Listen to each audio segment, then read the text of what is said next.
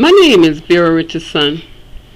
As I watch Romney and his sons and his wife on national television during the Republican National Convention, I once again thought, out of 6 able-bodied men, none of these men decided to show their love for this country by volunteering or joining the United States military.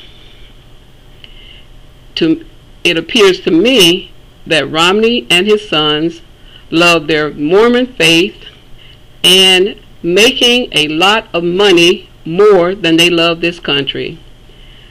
They are only paying lip service, in my opinion, as they declare how much they love this country and how much they want to help this nation.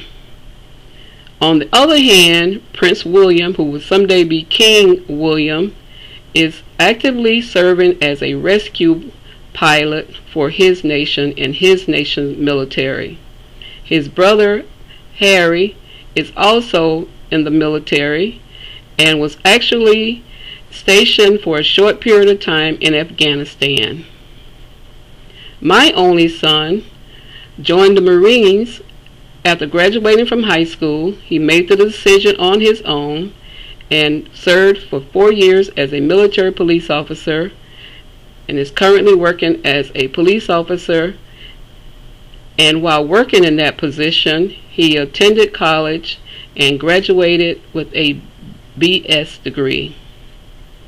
It is as a candidate who wants to be the commander-in-chief of this nation, I think he owes this country a valid explanation as to why it's okay for our sons and daughters to be in the military, but it was not a good choice or a choice for his own children.